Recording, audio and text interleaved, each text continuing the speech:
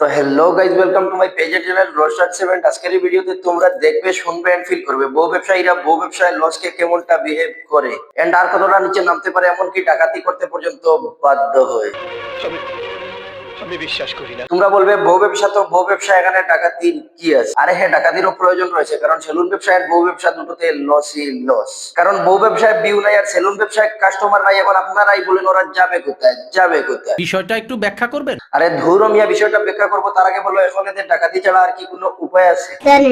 তাহলে অল্প একটু ধৈর্য ধরে ভিডিওটি দেখতে থাকো, ব্যাপারটা বুঝতে পারবে। বউ ব্যবসা কি হয় এন্ড গাড়বাটা রোস্ট কারে কয়। বিষয়টা একটু ব্যাখ্যা করবেন।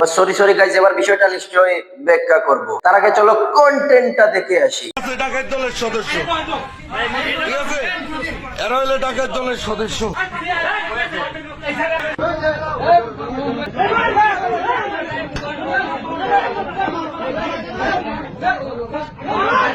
আরে ভাই, এটা সত্য হওয়ারই কথা, কারণ এখন মরণ ফায়ার থেকে শুরু করে রোস্টাররা যেভাবে বউ ব্যবসায়ীদের পেছনে লাগছে, তাতে বউ ব্যবসায়ীরা রাস্তায় নেমে যাবার সম্ভাবনা রয়েছে, না মানে রাস্তায় নেমে ধর্ণা দেওয়ার সম্ভাবনা রয়েছে।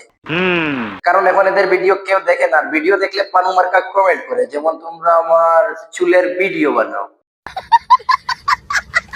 আরো অনেক কিছু যা আমি ভাষায় প্রকাশ করতে পারবো না। এমন এমন ভালো ভালো কমেন্ট অডিয়েন্সরা করে, যা তোমরা এদের কমেন্ট সেকশনে গেলে দেখতে পারবে। এখন ওরা যাবে কোথায় তোমরাই বলো? সেলুনে কাস্টমার নাই আর বউ ব্যবসায় ভিউ নাই, এদেরও তো পরিবার রয়েছে। এখন ওরা যাবে কোথায়? ডাকাতি করতে নাকি বুকাজুনাইদের সাথে কন্ট্রোভার্সিতে জড়াইতে? কারণ এখন ডাকাতি কন্ট্রোভার্সি ছাড়া আর বিকল্প কোনো রাস্তা নাই ভিউ কামানোর জন্য। কারণ ভিউ মানে টাকা, আর টাকা মানে কাপল ভিডিও। আর এখন কাপল ভিডিওতে যখন ভিউ নাই, তাই ডাকাতি বেটার। আচ্ছা, গত কয়েকদিন আগে শুনলাম ইমরান তালুকদার বিপি নাকি সুমাইয়াকে ডিভোর্স দিতে চাইছে। আরে বেহেন চুত, এটা তুই জানিস না, এটা আমিও জানি না।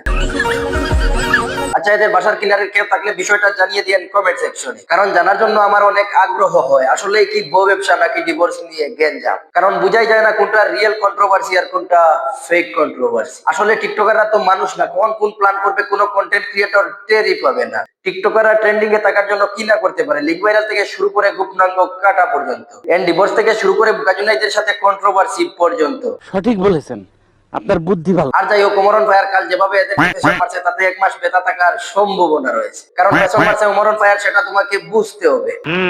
এন্ড আজ অল্প পিছন মারলাম আমি, রমজান আরম্ভ হয়ে গেছে, যার জন্য ভালো হয়ে গেছে।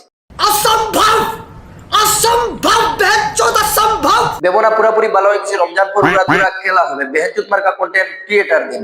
ঠিক আছে, ঠিক আছে। বাই দ্য ওয়ে, রমজানে ট্রাই করবো অল্প ভালো কন্টেন্ট আপলোড দেওয়ার জন্য। তারপরও যদি ছাগলগুলো কন্টেন্টের নামে সমাজে নোংরামি ছড়ায়, তাইলে আমার কিছু করার নাই, কারণ আমি রোস্টার টিকটকার না। আমি পেছন মারবোই মারবো জনস্বার্থে তোমাদেরকে এন্টারটেইনমেন্ট দেওয়ার জন্য। কারণ তোমরা আমাকে সাপোর্ট না করলে এদেরকে সাইজ কে করবে? আজ এ পর্যন্ত ভিডিওটি ভালো লাগলে একটি লাইক করতে পারেন, একটি কমেন্ট করতে পারেন। আর হ্যাঁ, আমার পেজে দেখে থাকলে পেজটি ফলো করেন, আর আমার চ্যানেলে নতুন হয়ে থাকলে এখানে ক্লিক করে সাবস্ক্রাইব করেন।